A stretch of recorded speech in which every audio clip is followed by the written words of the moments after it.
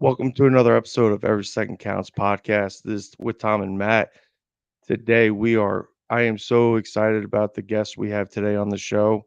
Um, Matt, I know you know a little bit about them, but I'm excited to have with us Dave and Stacy from 22 Mohawks because it was the vibe I caught with them that helped me get more focused, especially with Stacy and Dave and their drive to get more focused on my drive and what I'm trying to accomplish. So Matt, Yeah, how are you doing? I'm doing good, brother. Man, David Stacy, I've heard a lot about y'all, man.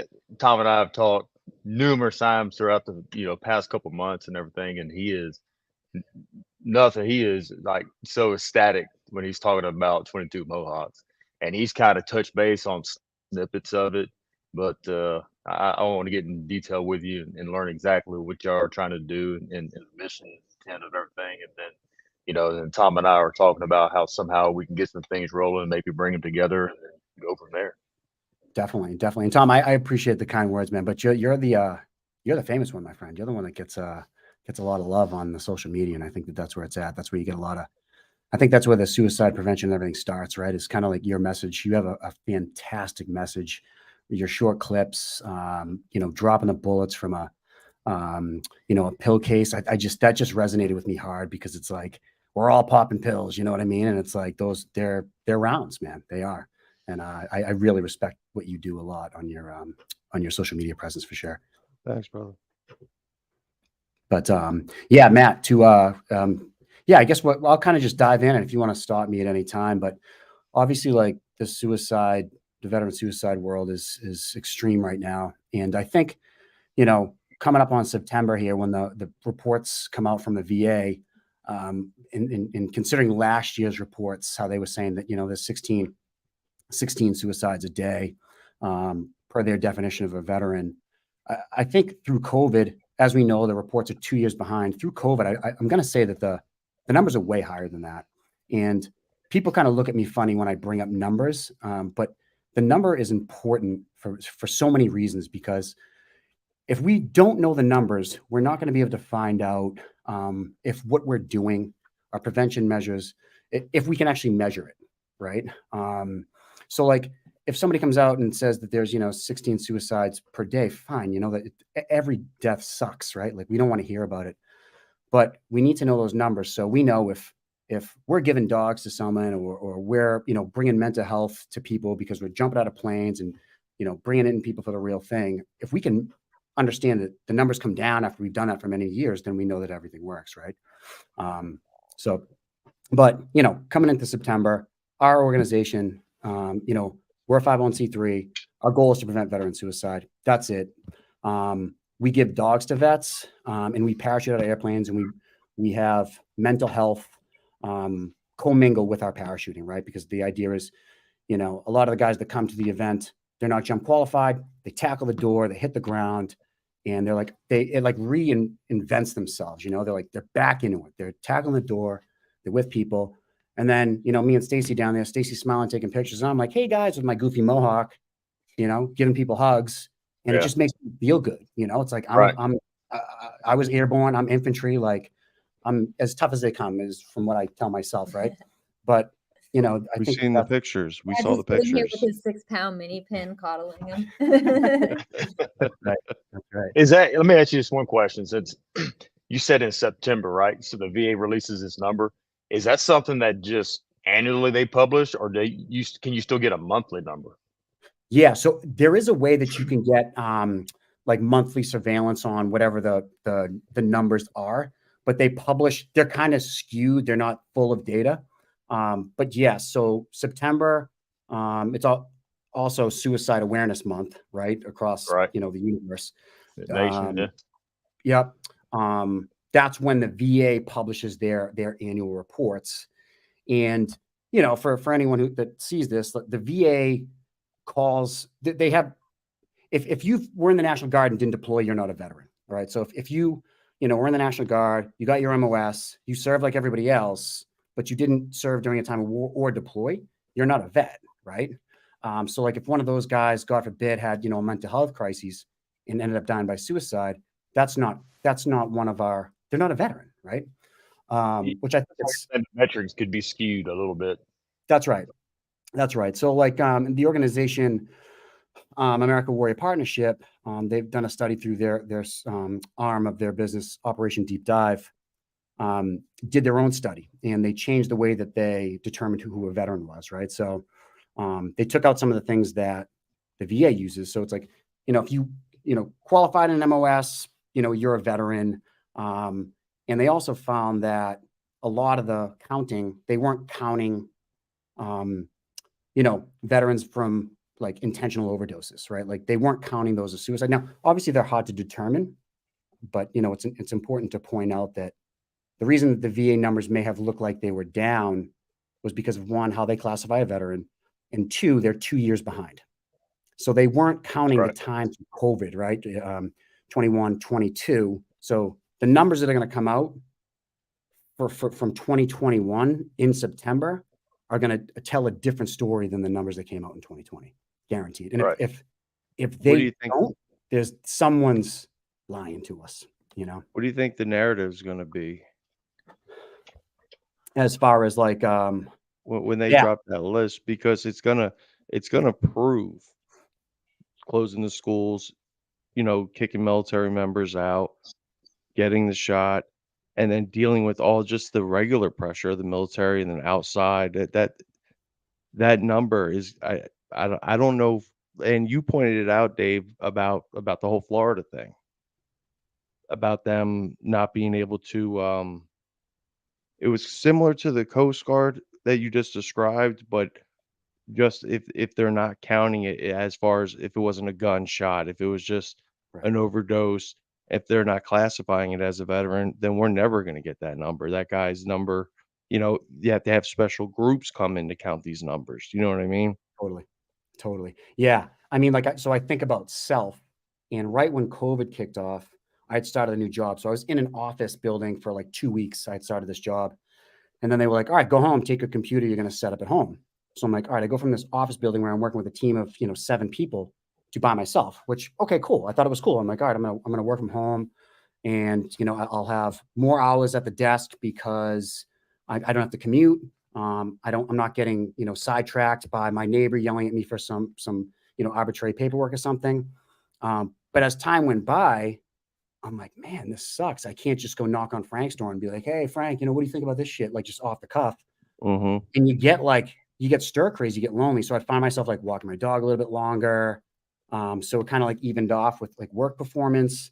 And then anyone who's anybody, you kind of go into like a little bit of depression. You're like, man, this sucks. Like I don't have any human connection anymore because I'm like, all my shit's like on Zoom, which this is good. It's better than nothing, but there's no like physical interaction. It's not the same, yeah. Right. And like the warrior class is what I call us. Like, that's what we are, right? Like we're able to like manage a lot of stress, like way more stress than most people, I would say. Right. And I mean, it hits us too, right? So it's definitely hitting the civilian population as well. Like this mental health, this suicide thing I think the numbers are gonna sadly be blown away on both sides of the spectrum, veterans and civilians, just based on that. Like you said, Tom, like not going to school, like who knows what kind of developmental delays that's causing these kids like years from now. Like we'll see, Absolutely. So for 22 Mohawks, what is your main goal with the Pups for Vets? Can you dig into a little bit about that? Yeah. So growing up, I had a cat, and I'm not a huge fan of cats. And then when I got out of the military, I wasn't really a huge dog fan. I wasn't like, oh, I need to get a dog. And like my friends had dogs. My sister has a dog. There'd always be hair everywhere. So I didn't really think too much about dogs. But then I'm like, hey, you know what? I'll get my daughter a dog. She wants a dog. So I got her Ted, my dog. And I loved that dog. Like that dog did so much for me. Like I'd come home after work, and that dog would literally talk to me. It would sit on the couch, talk to me, like make noises and like put its hand on me. And I loved that dog. And Ted, God bless his soul, he ended up getting hit by a car. He was like 3 years old, poor bastard. And I was like, man, I'm like, that dog provided me so much that I thought to myself, well, that provided me so much. And I know veterans have such a hard time getting service dogs to the VA, right? Because it takes I think it's like up to 10 years now. Like the wait is ridiculous. I was like, well, why don't we just get a dog, like a standard dog, and get it trained for a vet? So I got my dog, trained my dog minimally, and then He didn't train his dog. Don't let him. I haven't trained my dog yet. I totally will. Stacy did. Exactly. But so we put it on the website. We're like, hey, we'll get dogs because a study done by the Michigan National Guard found that organizations that give dogs to veterans, that there's a 0% suicide rate, right? So that's a powerful study, and within our own organization, our own study, that holds true. Everyone we've given a dog to has not died by suicide. And I'll kind of go into a story about that, on how that we've actually been able to measure that. There is a measurable way for us to see that. But the first dog that we gave was to a guy 2 days after we posted on our website. He called us and said, hey, I need a dog. And Stacy and I we got 2 dogs, right? Because in the military, 1 is none, 2 is 1, right? We want to make sure we had 2 dogs to help. And this guy called us, Mike McGee, and we took one of the dogs, drove it down to Cape Cod, like an hour and a half away, gave it a Mike, and that whole interaction just changed everything. Mike connected us with all these people. We started doing all these dogs. And I think the first year we did 18 dogs or something. And now we're up to 80. I think are y'all, I don't mean to cut you off, Dave. Are y'all partnered with other people who have kennels who raise them for this specifically, or these rescues, or? Yeah, we do. We partner with other organizations. There's a great organization called Clear Path. They do service dogs, and we do just companion dogs. So our dogs are not service dogs. They're well-trained dogs. We get them the good canine citizenship training. And we have organizations like Clear Path. They train service dogs, and when their dogs don't pass, they will basically donate the dog to us to pass down to a veteran, which is really cool because you're getting a really well-trained dog. They just, for whatever reason, didn't pass the service dog testing. Right. We work with a woman out here in Mass at Mutt Rescue. She's amazing. Her life passion is just to move rescue dogs. The dog industry is pretty cutthroat, which you really wouldn't know until we got involved in it. The scams that go on, and the people fake selling dogs just to get money. And then just all the literal dogs that are needing to be home. There's such an influx of them. They ship them over from the Bahamas and all over the place. So we're lucky to have gotten a lot of great connections with great rescues, but also we do get people that do breed dogs, and they'll donate just through the 22 Mohawks Instagram and social media. We've had some great people reach out to us and donate different breeds of dogs, like a Great Dane, purebred, German Shepherds, Golden Retrievers. Right. So we've been lucky to get a great amount of donations too.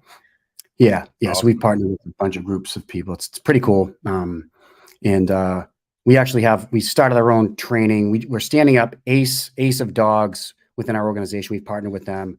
Our 2 Marine canine trainers, Angela and Kevin, they're going to basically have their own LLC, and they're going to just train all our dogs.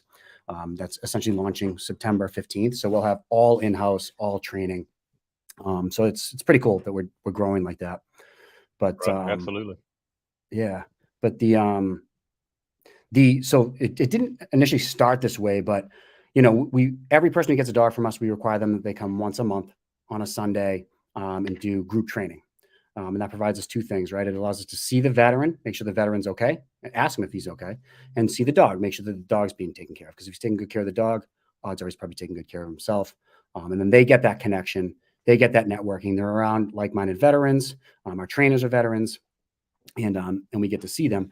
But it also it gives them a reason, right? So the dog is their reason, their purpose. About 6 weeks back, I got a phone call after midnight, one of our vets, and he was in crisis. And I know this vet. We talk to him all the time, as we do all our people who get dogs. And he was like, I'm in crisis. He was crying. He was in bad shape. So I was like, hey, how's Fido doing? Where's your dog? And he starts talking to me about the dog, saying the dog was fed. He's good to go. And I was like, well, who's going to take care of your dog when you go away? And he's like, well, that's why I'm calling you. He's like, will you make sure that you take care of Fido for me? And I'm like, of course. That's absolutely. I'm glad that you called us.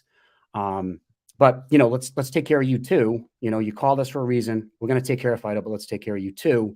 We'll get your dog, but let's get you on an ambulance, get you to the VA, get you to the help you need. So stayed on the phone. The call was a little bit more intense than that. It took a little while, but we got him on an ambulance, got him to the VA.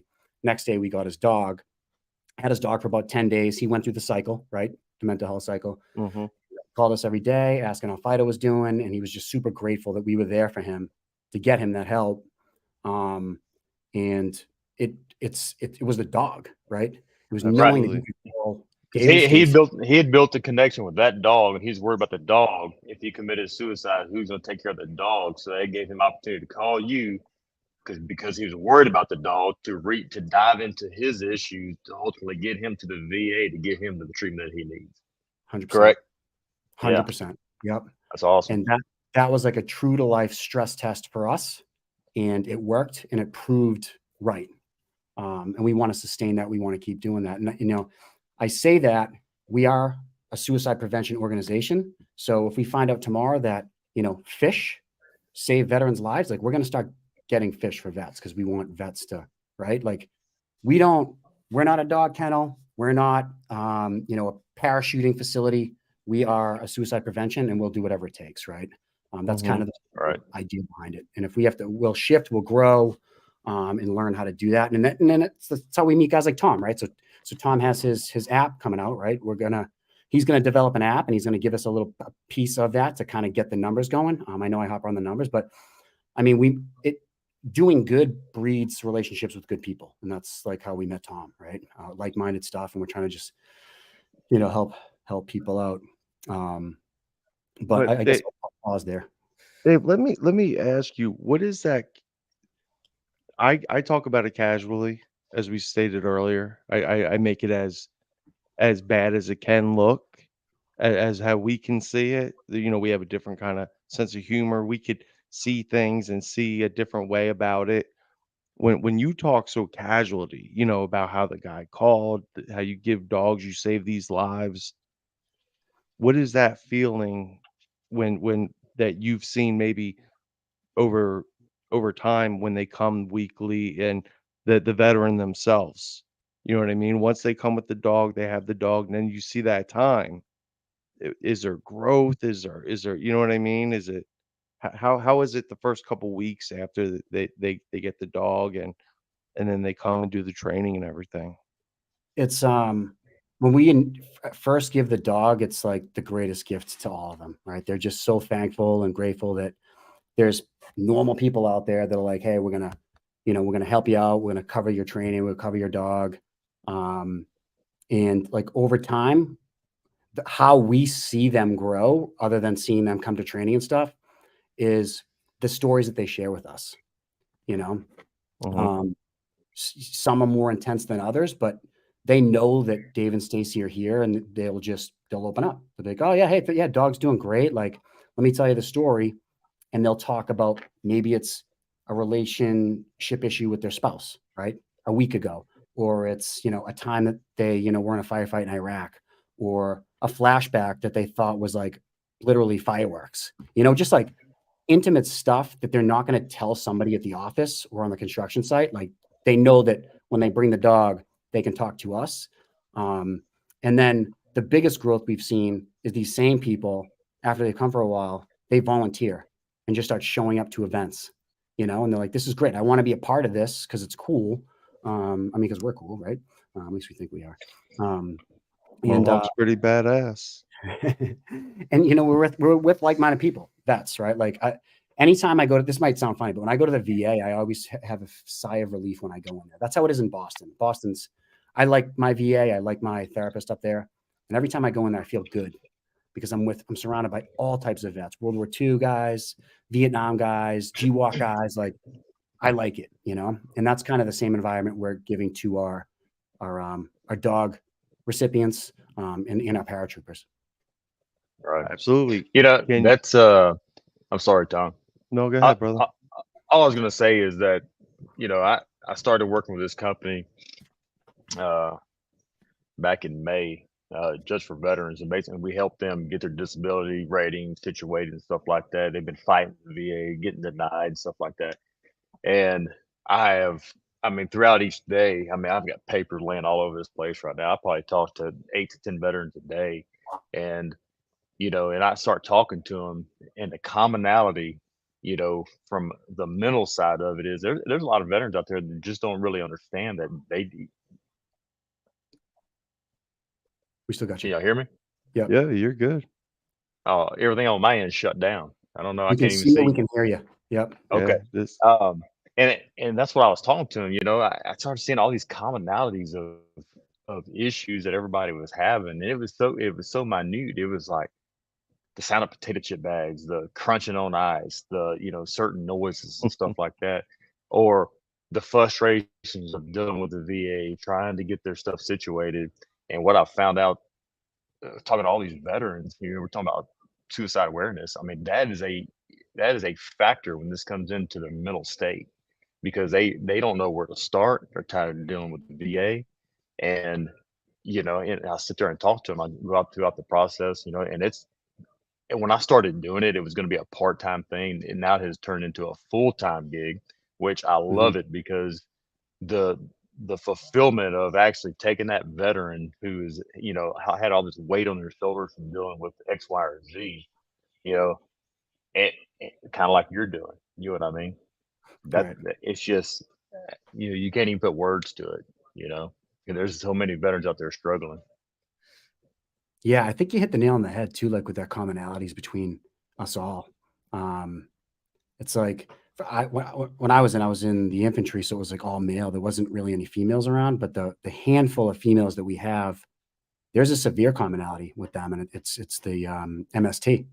You know, Hmm. they've all had some type of MST throughout their time, and it's scary to think. And I think that that's kind of why we have such a minimal, um, underrepresented portion of female veterans that come to join us, because they, it's with another male vet, right? And I'm just making assumptions, but there's so many commonalities for sure. To your point, Matt.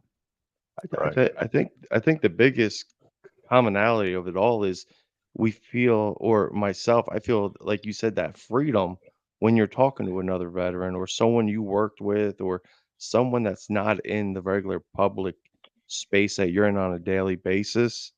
And that's why, when you're able to someone just gets it.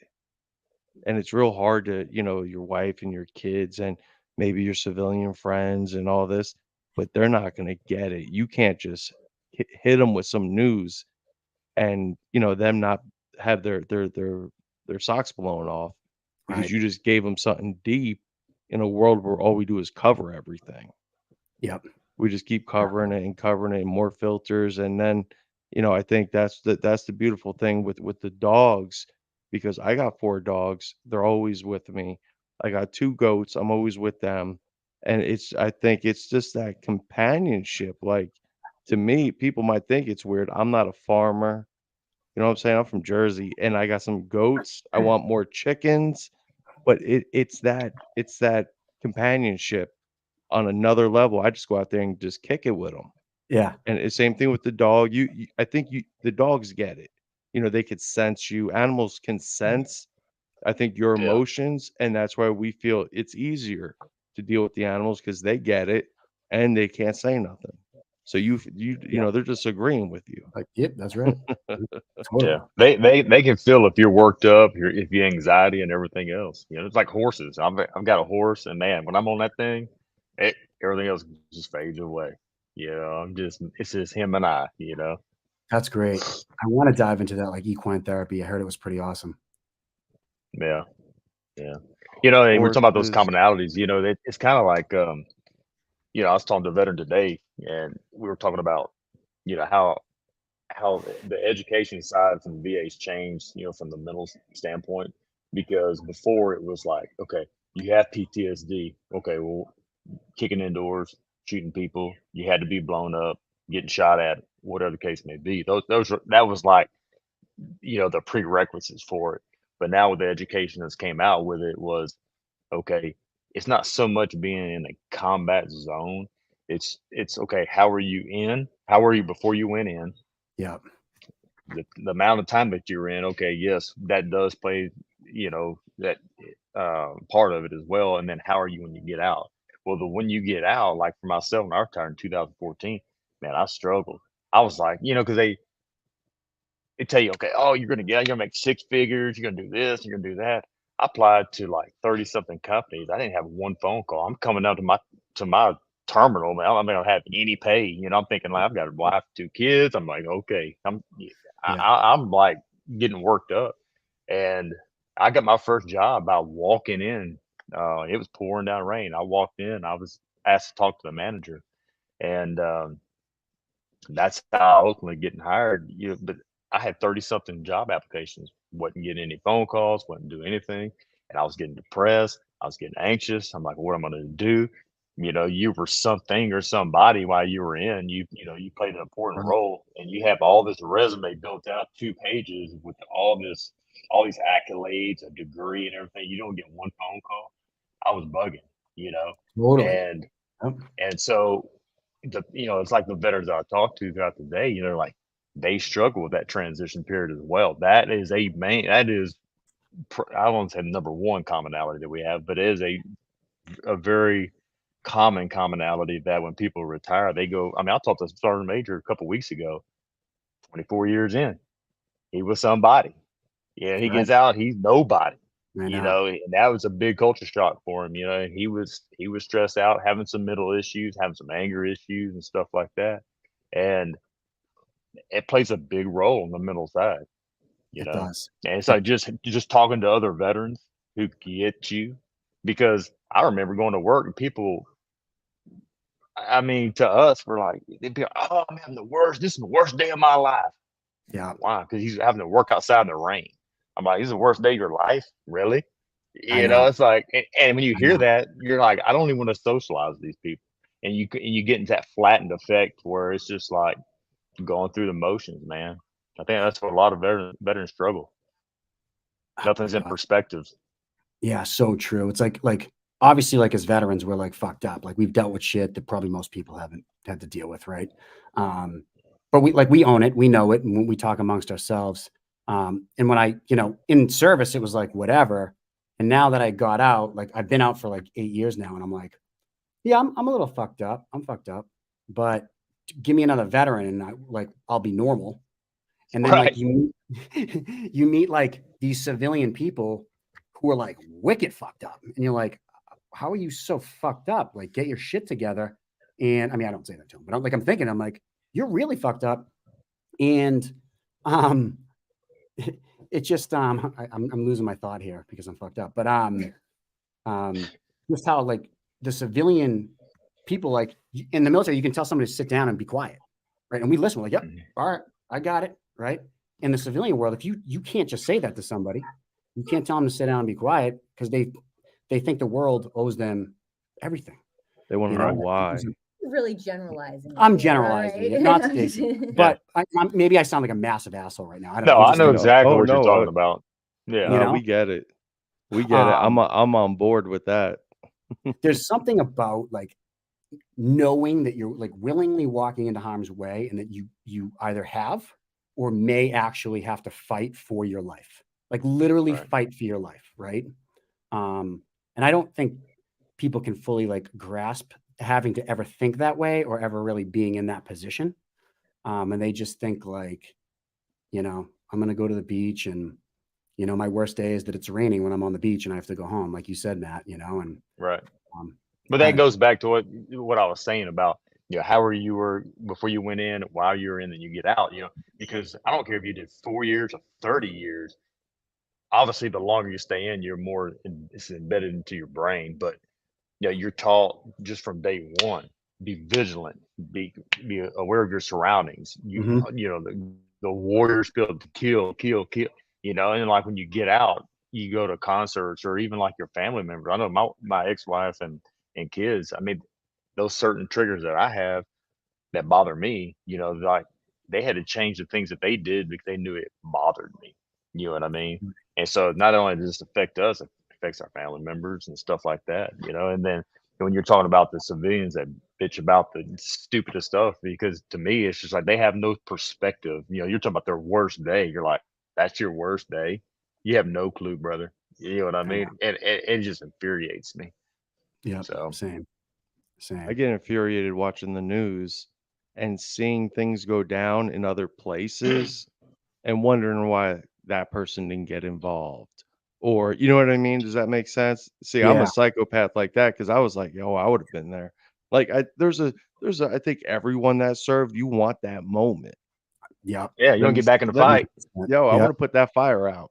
Let I it deal be on a me. risk very well factor. in that violent situation. Yeah. Sure. Is this my calling? My second calling? Mhm. This is my moment. No one's He needs a around. guillotine. Put him in a guillotine real quick. Exactly. But I So, think Matt, as you said earlier, the education has gotten better, but I don't think that changes the people getting out because I don't like when people ask me questions. Just so it is what it is. Don't ask me 10 questions what I want to drink. Just make something appear. Like Yeah. I just get right. dropped. So like when you go to mental health at the VA, let's say, and you're going through it, they're asking you all these more intrusive questions. Well, like you said, 4 years to 30 years, you were avoiding those questions. You were, you know what I mean? Now they're Yeah. asking 10 times more intrusive Yeah. things. Yeah. Don't go to medical. Then you're Yeah. Mhm. ostracized from everybody else as a weak Mhm. link, you Yeah. know? You can't. So, So I no. think it's 10 times more difficult now, because now they have all the medications, they have all these therapies and, things that they could do. But I don't think no one really wants to roger up and then put their business out there. And then, well, I'll be honest, when they offered me therapy, I was like, shit, I ain't trying to drive every week up here. That was the Mhm. first thing. As selfish as it could be, I was like, nah, I'm good because I'm not, like, and I felt in that space, I was good. But what if someone else was in that and they definitely needed it? You know what I mean? And Yeah. that's the option. Like it becomes, I think if you give too much, it doesn't there's you need that requirement of some kind of touching basis of something of some sort because without that they're just out there alone and without them reaching out to other veterans and all these great nonprofits you're not going to get the answers because you can't find answers. They don't tell you shit when you're getting out. Then when you get out you're always like, well, what the fuck did they tell me? I don't remember them telling Right. me anything. Right. Right. But it's Yeah. almost And like what's the easiest way? Like like uh Dave's talking, touch on doctors and talking to them and stuff. And like Tom said, I don't want to call a stranger. I don't I would rather call another veteran with same. no education in Yeah. that field and dive into my issues than calling a stranger. Even when I say stranger or doctor, rather. I'd rather talk to a veteran. I don't care if he's dealing with mental issues, he or she. I want to talk to a veteran. I do not want to talk to a doctor. And that goes back to what Tom's trying to do with his app. Yeah. Yeah. Yeah, Exactly. and I think because I seriously think veterans are the only people are there going to save other veterans because you're the only caliber of that person or respect or whatever the case is. I think you come into that part to where you're either going to let someone in and it's going to be a family member or a spouse, whatever the case is, or you're going to let that veteran in. You know what I mean? And I think the safer route is always going to be the veteran because you just feel in that safe space. But I think we're too much of assholes in our own mind to open up. And I think that's the problem. You have to mature. Like Matt said earlier, you go to medical, you're not trying to be ostracized in front of everyone because you have these issues. Well, everyone has the damn issues, but Mhm. how you worry about your issue is going to be the difference Right. Right. because PTSD is not the same for everybody.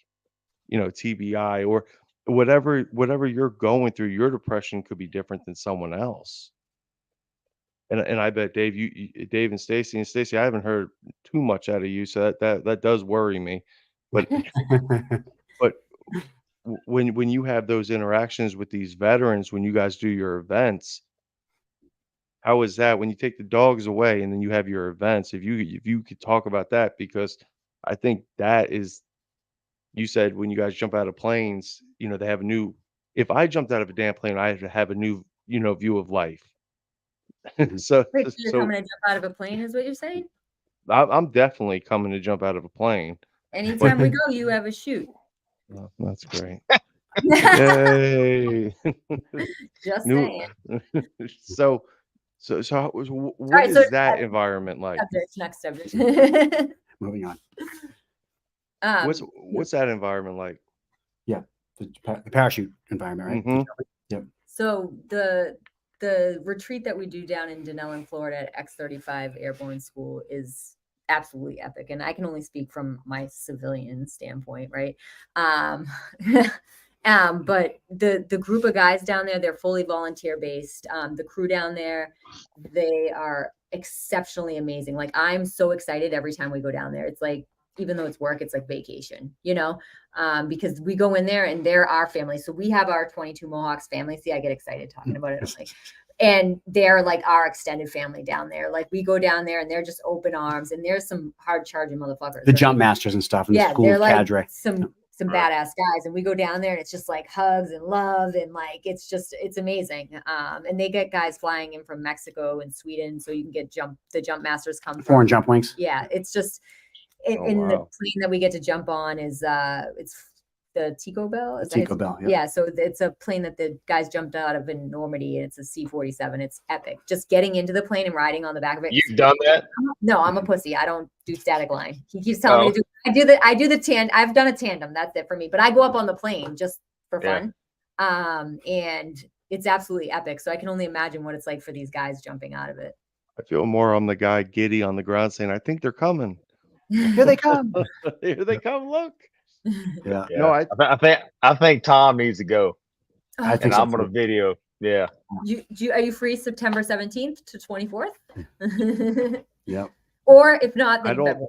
I'll give you an out. I don't think I have any plans as of yet, but Let's no, I do think that how many people come since you guys been doing it that never jumped? Most of them. Most of them, yeah. Yep. Most of them. So- We had a guy, everyone on the last jump, there was 15 people on the last jump, except for two guys hadn't jumped before. So there were two guys that had jumped. Everyone else had not Brand jumped new. before. Brand new. Right. Yep. The time before that, no one had jumped before. And How long's the there's- training for that? it's basically Army Airborne School. And Army Airborne School is like 3 weeks, but it's abbreviated into about 6 days. So it's ground school's 2 days, right? And then you jump 5 times. You have the opportunity to jump as much as 10, but you jump 5 and you get your wings, right? Right. And you jump twice out of a Cessna, where it's just you and one other jumper on the bird, and you jump out, which is that's my favorite. I like just being on the bird, turning and jumping by myself. And then you jump out of the Tico Bell C-47, which there's you can have 22 jumpers on it, and it's the same bird that they used to jump into Normandy. The 82nd jumped out of it into Normandy. It's pretty sick. And yeah, and then there's the jump masters, right? Like all those guys, have a million jumps, and then we'll have some strap hangers who come who actually wear the World War II uniforms and like jump in the World War II uniforms just so they can jump out of that plane because it's historic, right? Mhm. Right. I'll tell you a quick story, but one time I think it was my last jump, and I had this like 90-year-old dude was like limping onto the bird in front, like literally limping. He probably needed a walker, and he was in full 101st Airborne paratrooper garb. He looked like a champ, but he was like limping up. I was the last guy out, and he was the second to last guy out, so he was like in front of me, and I'm like, what the hell? This dude's limping off. They give the command, stand up. He stands up, hook up. He hooks up. Light goes green, go. And the dude fucking runs off the bird like he was like some athlete. And I'm like, what? His limp went away completely. And he had like a perfect exit. I was like, whoa, dude. Wow. Crazy. Yeah. That's cool. It's My really cool. anxiety just shot up to a new level. Just how you described it. The light comes on, everyone gets up. I'm the last one off. Not me. I'm not jumping. Fuck this. I want to live. No go. That could also save lives. You Yeah. have people suddenly finding Jesus while they're in the air about to get thrown out the plane. That's right. Yeah. All my jumps are night jumps because I jump with my eyes closed. I'm just going to tell you that. Yeah. I think it's That's fun. amazing. You guys are widening the 22 Mohawks brand. Can you guys go into that and put it out there, what you're doing, what the direction is, and what the hope is?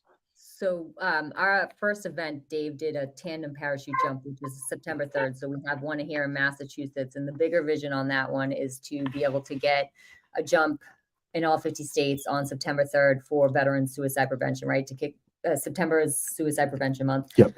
So that's like the wider picture. And then we have Sergeant Dunn in Illinois, and Illinois.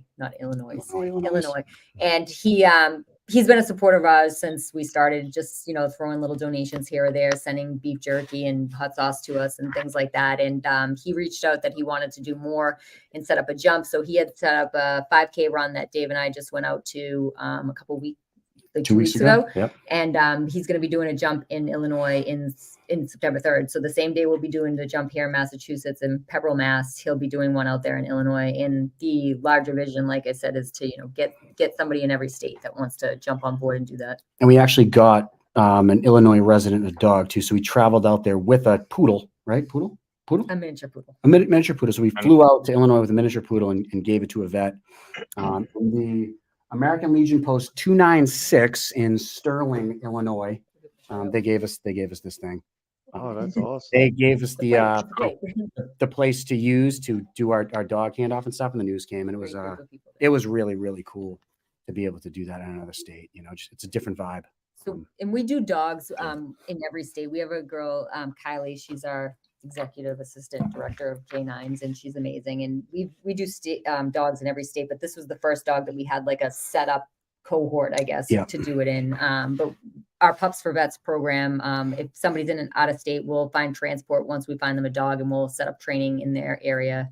Because obviously they can't come to our in-house training. So we'll set that up from there. But Sergeant Dunn kicking that off in Illinois, we had to go out there to support him. And Dave is like, well, just bring a dog with us, of course. And I'm like, and then we did. But I think that was actually right. It's kind of That's like, Tom and I were talking before y'all logged on. We're trying to figure out, what obviously y'all have been doing this a little bit longer, and you got an avenue that you're running down. Tom and I, since kind of coming together and talking, since I started working with veterans full time for the most part, everything that he's trying to do was, okay, so you got to start small, obviously, we've just been brainstorming. One of the things that we came up with that I thought was pretty cool, and I kind of get your input on it, was, find someone who, ultimately took their life, to give back to them would be obviously raising money for the family. But what we had talked about was possibly finding some, whomever it is, how are we going to come up with it, who we elect to go or what town, and then do like a 5K or something, and then have a guide on with their name on it, with another guide on with the branch of service they served in, do something and raise money and ultimately present it, but how do we get that started? So that's kind of where we're just in baby steps right now. But I mean, what's your take on that? Yeah. All right. So I think you cut out like the first 3 seconds you were speaking. So I just want to reconfirm. So you want to do basically honor someone who died by suicide somewhere, get their name, Right. and then put together like a 5K road race where you run with their guide on with their name and their branch of service on it to honor their. Yeah. I think that's phenomenal. And I think that I feel like that would be awesome. First of all, second of all, and I think to do it, you could probably easily do it. You could just find the town that you want to do it in, find that person, talk to that person's family, and then just connect with like the town hall, and just be like, hey, we want to run this race, and then just have like the route already picked out, like overhead visual. Just be like, would this route work? Can we get a police detail? I don't know if that's what you were asking me, but that's like where my No, go ahead, man. Keep spitting. And that's what I was thinking was, also, obviously we got to get permission from the family and connect with them. But then, I mean, if it's far enough advanced, you can look out to the newspaper, the news, or whatever to promote it, 3-6 months in advance, and ultimately to raise more money for them. It would be even better, But I mean, that's one of the things that we had talked about, and then the app as well. I think when that app finally developed, I think it's because there's going to be so much data that you can put to a metric level and gauge. I think it's going to be greater than what the VA's putting out. I think so too, for sure. And when the app kicks off, we'll remember the app calls in the living room. Well, let me just remind real quick. If you guys need help with any of that run stuff, just give me an assignment, man. I'll tackle it, and I will be at that run. You will have a run in 3 months, set up, ready to go. So be whatever careful. you guys need, I promise I will help you out with that. big time. I think Okay. that's a phenomenal idea, and I would love to wear that person's shirt or something and run. So we will be there running Yep. too. Yep, I love it. All Just let me right. know what you want me to do. So Appreciate that. I'll drop the other two. So it's going to be kind of like a race series, like a 5K race series for veterans. So veterans that commit suicide, veterans that didn't make it home, and Gold Star families. Love it. In towns, there has to be something. I was talking to Jason Steiner, something that goes along wherever, the hero stock goes from city to city, something that could also be set up where it's big enough to where, you could raise money for the Gold Star family, suicide victim family, someone that didn't make it home, because the remembrance ends for everyone else once it's over and done with, but they live with that forever. Yep. The family lives with it. So I think I know. that give back and then making it big in the community. Like, hey, you had a warrior here no matter the circumstance. And I think that's what we're missing, the embracement of the veterans that we do have Right. in Right. the communities. And because if you get more veterans involved with veteran shit, we wouldn't have as many problems, I know. because the I think you're so right. isolation, and I think the isolation, I know for myself, I was comfortable being COVID. I was comfy. I didn't have to do nothing, deal with nobody. You know what I mean? So like, I could see that, like, it's real easy just to cut yourself off from the world, and then not wanting to engage with other people no matter what, because maybe they don't play that piece that you need anymore. But like, I know with Matt, he was coming after me for years. He was like, "Hey, what's going on?" And we'd message here and there, and then we got on a call, and then that was it. That Yeah. was it. He He he he he he was finally avoiding me like a plague. It's crazy because him and I were in Avoidance. like There's that avoidance we were line. in, oh my God, we were in Northeast Philly together for years. We were on the grinder recruiting duty, and then I'm like reaching out to him, and he hit me like, yeah, what's up? And Hey, what's then going I on? respond, ghost me for a month. I'm like, this is weird. It really was. I mean, close as we were, and Yeah. as Yeah, that many hours we worked a day together, and you're just ghosting me. I was like, man, what an I'm ass. telling you, isolation's the key, son, and that's the problem, Amen. because once you set up that, if I didn't break that down and, start trying to do things on my own, and have the purpose of doing what I'm trying to do, and just raise awareness, prevention, and doing that. If you don't have that purpose, like we talked about earlier, the Mhm. the, the desire to serve, everything that you had ingrained with you from serving, if you don't utilize that, I think that's where you start going downhill. Not just saying your military skills, but I'm saying exactly, what you need, some kind of purpose. Maybe it's not veteran suicide, but it could be doing something for yourself or your family or something, so you grow personally and get out of your own way, Yep. because those conversations don't stop. No, no, they definitely don't. And you brought something up that kind of stirred something up in my head. I recently read this book called Haunted by Combat. It was written by Daryl Paulson and Stanley Krippner, and they dive deep into like the mental health side of like trauma and like what it does to a veteran with like PTSD and TBI. And you had talked about it too, Matt, in the beginning about what who you were before you joined, like what was your childhood like, and it talks about like basically if you grow up in a certain household and you don't get the emotional care that you need, like you're more apt to be susceptible to PTSD, right, and its symptoms. That's just part of the book, but one of the bigger concepts in the book was there's three, right? It's like all warriors and all Marines and all service members have these three things, right? They have the calling, they have the initiation, and then they have the homecoming, right? So the calling is us like in high school being like, fuck this, I want to join, I'm going in. I want to be infantry, I want to be a Marine, I want to be a Ranger, right?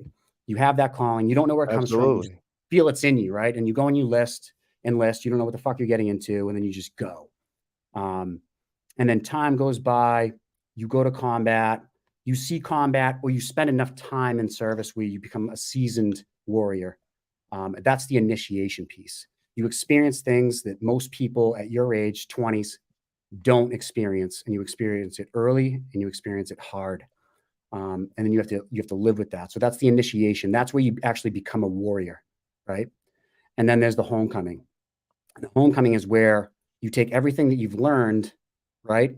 And some people can turn into like PTSD, and it can be bad, right? You can drink a lot, you can do drugs, you don't take care of yourself, like bad things can happen to you. But it talks about how the homecoming is the most important piece for the warrior, because now the warrior has all the wisdom. They've learned about trauma, they've learned about survival, they've learned about life. And now they have to come home and they have to teach everyone what they've learned, and harness that PTSD, that trauma that they have, and push it aside and teach everybody that feeling and what that means. And then you become a true warrior when you follow that path. And it goes into obviously a lot more greater detail, but I thought it was just a really good way to think about what we're doing, because in this world that we're in, Tom, Matt, Stacy, Dave, right now, there's only a select few of us that do this stuff, right? And we're the ones that are trying to, like, we experience our own shit, but we're trying to like take our own shit and find it in other people and pull it out of them, right? And I feel like it's a small group of us that are doing this. And if we're willing to share our story, give it to others, then maybe they'll share theirs back to us, and then we can kind of like recreate us, like what we're doing, right? Right. Um, Right. we're not like the be all end all, but like this is what us as veterans should be doing, you know? It's like the Vietnam vet. I just learned this too. In Vietnam, when those guys deployed, they deployed as one guy. So they like went to basic, they went to training, and then they had to go to Vietnam alone. So then they go to a unit who's already been deployed for 6 months. And then now they have to reintegrate into this unit, learn everybody. And I mean, think about how stressful that is, right? Because like now with the GWOC guys, we deployed as a battalion. Like we knew everybody, and we trained with everybody for years. And it's like now we can lean on each other kind of deal. So I don't know. I'll pause. Yeah. I'm sorry, just gonna go off. No, how you just put that Don't you is think that? Go ahead, Tom. no. How you put that, it makes more sense. Like the resiliency of those guys and where they came from how you told the story. Like I don't think someone nowadays could do that. Saying, "Hey, we're gonna fly you over on a C5 and you're gonna meet your unit over there." I think that's scary as shit. I know, right? And it was just like normal to them, you know. Mm-hmm. Go But Do you ahead, yeah, Matt. do you think that if we go back in time, right? You say World War One, Two, Vietnam, Korea, whatever the case may be. In your opinion, do you think when those men or women came home that society had a different perspective on where they just came from opposed to now? Because now everything is social media and things like that, and they're oblivious to real life situations. Do you think that has a play in any of it at all? like the social media side of the house, or Well, just I mean, Vietnam guys just like in general? when they come back, typically, those warriors come back. People, they know what they've been fighting. Right. They know the hardships they went through, and so now when we come back, people are oblivious to it because they're on TikTok, they're on all these other things, and Yeah. it's almost like they're just so uneducated on the world dealings in all. And you almost feel like they should know more. Like you should, like it's right at your fingertips. Like you should know more about what's going on in the world. You But would yeah, think, yeah. yep, yeah, I Do you definitely think that plays a big role in it. do you think with that, with the guys serving now, that there's a sense of entitlement now when they deploy and come back? Since it's the society kind of way, like, I served, I came back, you owe me all this. In a non-mature looking way at it. Yeah, yeah, I feel like there is, sadly, that it's just like expected because they had this hardship that they dealt with, and like, woe is me, and you owe me this, and I think it happens a lot in the VAs too. It's like they expect like miracles and stuff. Um, I mean, we've had some dealings with some people who like, like just expected all this stuff from like us. Like we were like this like miracle worker. Like they were entitled to like get all these things. And it's like, dude, we're just normal people too. Like we're trying to just like make it just like you Mhm. know? But yeah, that sense of entitlement is definitely there. Hey, was that VA hospital you were talking about that you go to in Boston? Was that where that kid shot himself? Yeah. So That's the same hospital? Gozella. my therapist, her team like was this kid's team, and she said that they were all there that day. And it was actually a female officer that was on site when we lost our vet. And that female officer is still in really bad shape because she like witnessed the whole thing.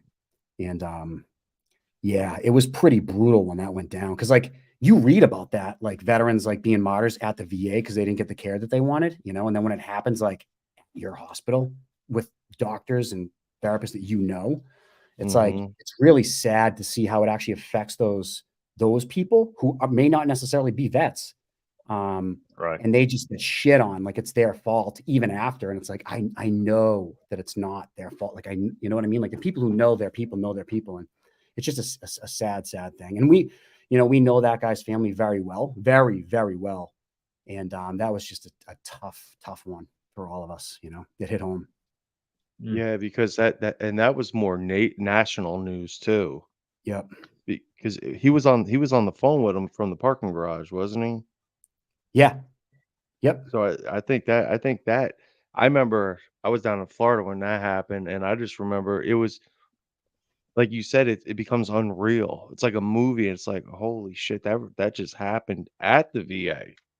Yeah. Like, like Yeah. it's and I think that's the realness that people maybe they don't see that's real life horror. That's the daily life that people veterans that are dealing with that mentally, that trauma, they play that out multiple times. You know what I Well, mean? Before they even execute it, they're playing it out. And we've talked about in the past, the letters. I was just telling Matt earlier about the messages that people were just their suicide note would be their Facebook page, and they tag people and their families. And when that one dude not too long ago did it, we lost him. mhm. That shook me to Oh, the core because that was like I found out when they could have found out. You know what I mean? Like I that know. that that that's the that's raw. I'll tell you a quick story. Yeah. We've repost. So like when those pop up, we repost them. And typically no one from the family or someone who knows that person ever will reach out to us, but we would love for them to, because we would help them out. But we've actually had people who weren't part of the family asked us to like take those down. And I respectfully declined because I think that having those up shed some light on the deep, like dark side of what we all go through. And if we don't share that, especially after someone's made it public themselves, right? Like if I was to share that, I'm okay with other people sharing it, you know? And I had to respectfully decline and made a point that like, I think this person, put this out here and we should share it. And I think if that person's family knew that by us sharing this, it could save a life, then that the person's family would not ask us to take it down. Yeah, because Right. you can't make that look good. That's No, just you can't. raw, real life reality. And I Yeah. think people that they don't want to see the truth. They don't want to see the words like And this that's as is deep this. as you're going to get and raw. Mm-hmm. And I, But and however, I if the family ever asked us to take it down, we would take it down. We wouldn't hesitate, you know? But yeah, no, I like it's, I like that stance, and I think that's the problem in the world we live in, that someone would have the audacity that maybe they had no relations with the family, whatever, just to look at it because it could look bad. You know what I mean? Like they worry about opinions, that's straight education. it That needs is. to be It actually is. dissected. You know what I mean? That's a rare jewel for prevention world, Yeah. and saying, what could have happened? Like, because I remember I haunted that guy's page that day. I didn't know nothing about him, Yep. and you look and it's like there's pictures, friends, family, like, and then boom. So I mean, I don't know, dude, and you could look at social media for what it is, but he left it on his Facebook page. He left it It public. Yeah. to the Yep. Yeah, public, and and then I in that's the worst feeling to me is when you it's almost like that feeling you have whenever, I don't know if you experience this or not, but like you just speak to somebody, right? And then you're like, all right, we'll talk to you later. And they leave, they get T-boned in a vehicle or something, and they're gone. Yeah. Or, same thing with suicide. You just talk to 'em, "Hey, how you doing?" "I'm doing great." And then you find out the next day they killed themselves. You're like, "I just talked to this guy. He said he was great." No indication, no signs, no nothing. That is to me the worst feeling in the gut is whenever something like that happens. You're just like, I just talked to the dude. Now he's gone. That quick. Yeah, one of my good buddies, when 22 Mohawks first started, we were talking. It was like during the political climate. I think Trump was actually in office at the time, and just how like nasty the world was at the time, like with all that like just disaster. And he was like, oh, he's like, 22 Mohawks is doing good, because we had lost a couple friends to suicide, and we talked about them and like reminisced. And I became better friends with this guy after service than I was when I was in with him. We just ended up talking more. And after that conversation, I hung up the phone. That was the last time I talked to him. And 2 weeks later, he died by suicide.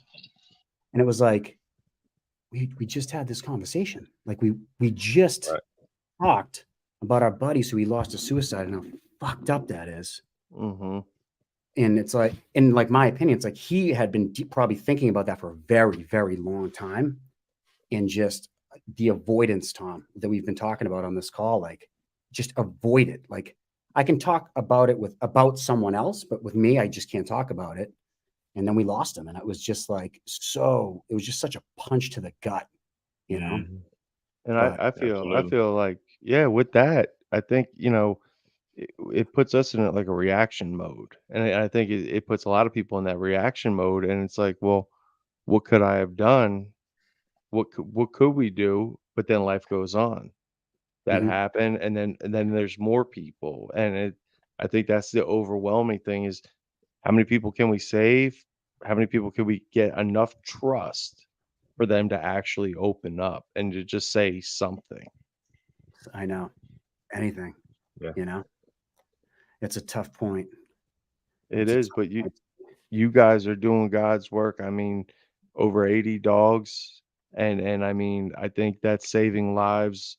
That's say over 80 lives that you've saved and more, because then they're going to talk to people. And I think that word of mouth, veteran to veteran, and with the with the dogs and the community that you guys built, I think it's remarkable because, like you said, there's not a lot of people doing it, but there's not a lot of people saving lives. And I think that's what the people don't see. There's always someone you could get this or you can get that, but you guys are personally involved with, making sure everything's happening, that you're saving these lives. And I think that that's something that needs to be adopted amongst other people Yeah, that have I that care, agree. that compassion. Well, it's Yeah, a movement. Call it yeah, what it is. It's going to be a movement. You know. I So think so. you just Yeah, got you just got to get more people involved who care. Or the thing is, and I'll use myself for example. I retired in 2014. It wasn't what, Tom, when we start talking. It's probably been about a year now that we kind of got started slowly chipping away at it. Hmm. But to me, I I I didn't know because I retired, I was going through my daily routine at that point. yeah, I was not aware, yep, but now that I am aware, well, yeah, now I got to call him. You know what I mhm, mean? So that's why it's been a blessing to after dirtbag Tom stopped avoiding me. We got reconnected, doing something, trying to do something positive, make it bigger. totally. Yeah, Yeah, yeah. if I can And get a yeah, how many hold of other people do you people, think are out I'm there the that only don't know? person that can't get a hold of nobody. What? What'd you say? Oh, I just I can said, never get a how hold many of other any. people do you think are out there? Oh, wait, are you talking to me or Tom? I thought Tom's was being a smart aleck. Yeah, oh, he was. Yeah, Tom, go I ahead. was. Resend that. Oh, I was just, I feel like I'm the one that can't get a hold of anybody. Matt, Only you because could you take live on what you top of a want from mountain. it, but hey, Hey, I All can't right. see nobody. You know what I mean? Like I said, I got the dogs, I got the goats, I got shit going on, man. I got many things happening. But did I mention the chickens? So I think there's a lot more people right now out there that don't understand. And I sometimes I get messages on social media, and some of the message I get is, how do I? How do I do this? How do I do this? And the only advice I could ever see is you got to build a relationship different than what you have with them, so they can see a different side. You can't have the same relationship you have, because I don't think that freedom doesn't free up that freedom for them to feel more secure and letting more out. But that's the only thing I could think of. What kind of tips do you and Stacy have that someone could be sitting here watching this or listening to this later and say, you know what, I know veterans, but what can I do? Yeah. I guess we're in a position now where like we have a lot of veterans that we see all the time.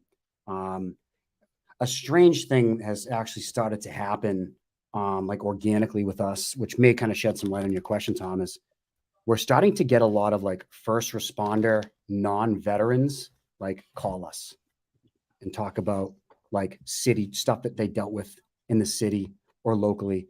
And the first thing they say is like, I'm not a vet, so if you won't talk to me, it's okay. And it's like, of course we'll talk to you, right? We'll talk to we'll help anybody. We just focus on veterans.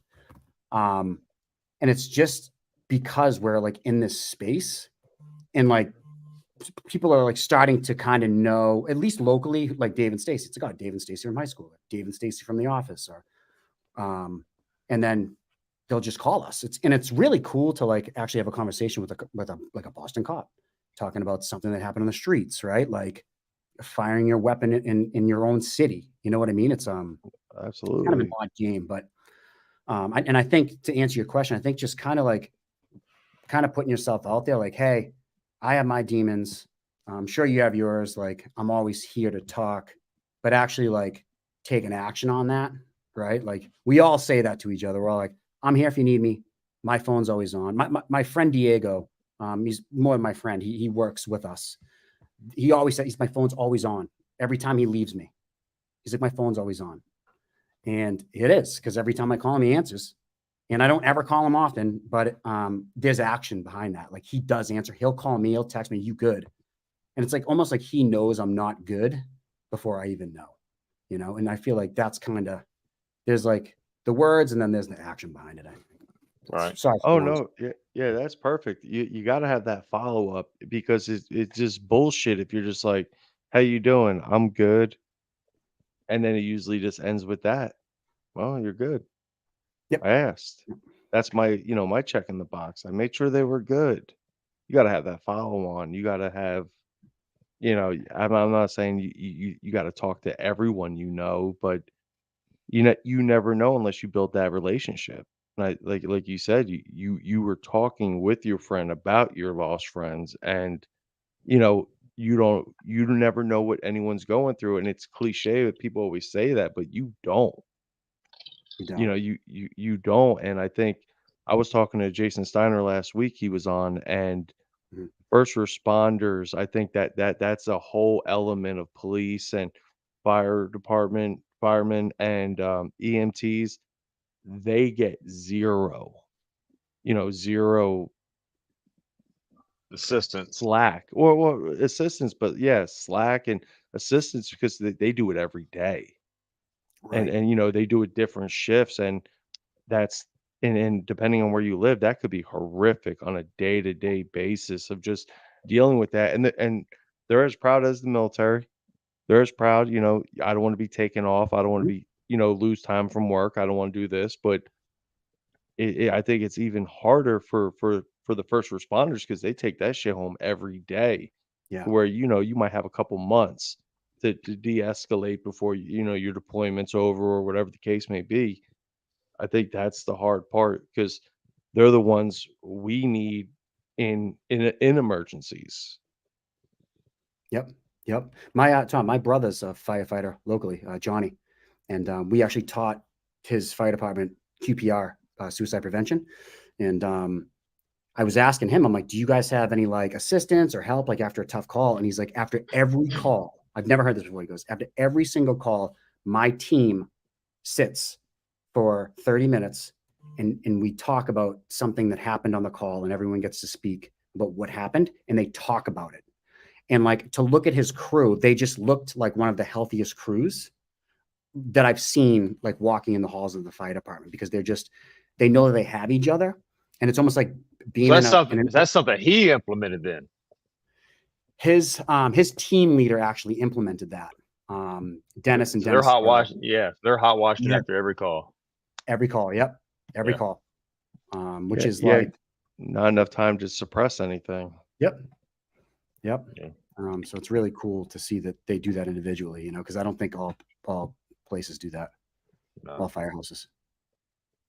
Man, I appreciate you guys coming on. I know you guys, you're always doing things. You guys are always busy, and the only time you get off is probably between 11, 1 o'clock in the morning. So I appreciate you cutting a little piece out for me and Matt to break some bread. But before we get off, Matt, if you have anything to ask them, or Dave and Stacy, anything you guys have coming up, things that you have planning that people need to be, looking out for, because at this point, no matter what, everything has to be word of mouth, because Yeah. you could post shit, you could share shit, but if you're not talking about it with people, no one's ever going to know about it. Agreed. So, Yeah. Matt, what you got? I just look forward to working with y'all. I just, from talking to, like I said, I've heard so much about you, and actually put a face to the name of the company, now, is nice. But I think with what Tom and I have spoke about, what we're wanting to do and what you already have going, obviously we're kind of following y'all's lead at this point. But I think obviously 4 brains are better than one, Agreed. and then as that multiplies, and then we start talking to other veterans. And I was telling Tom before we got on, I just touched base with this guy's name is Andy Owens. They're actually about 20 minutes from where I'm living now. They have a memorial wall that they take around a mobile. They've got a large one and a small one, and the large one is 330 feet long. And if I can't remember if it goes from World War I to current date, um, but and they run pure nonprofit, and they'll go set up at events and stuff and display this wall. And then they've got a smaller variant of it. I think it's 150 something feet. But just meeting people like him, you, Tom, and I talking about ideas, that's where it starts, man. Yeah. And like I said, just the sky's the limit when everybody has different visions, and merge them together in that one pot. There's no telling what we can do, with the 5K, the guide-ons, the who's falling, with everything you have going on, the walls, the vent, the guy that was on it. What was his name again? The guy from last week, the singer, Tom. Was it Steiner? Yeah, No, Steiner. no, Yeah, yeah. Steiner. No. What was Steiner his was last on name? last week. What was the I'm guy's trying name I was talking about 2 weeks Derek. ago? Derek. In any case, if he sings, you know what I mean, and just basically bringing everybody together and just doing a large event, man, and just growing it. That's what I want to see. Yeah, totally. Yeah. I'm looking forward to it too. I think we get I love that idea though. That's such a good idea. Running with the guide on. I love that. So what do you guys have coming We'll up? make it happen. Definitely. What do we got? We got the tandem. Tandem parachute jump, right? We have the tandem September 3rd in Pepperell, Mass. And then we have the tandem in Illinois. So they're jumping in Illinois. And then we have the Storm the Beach motorcycle ride. It's an 88-mile motorcycle ride from to the Cape Cod, Massachusetts.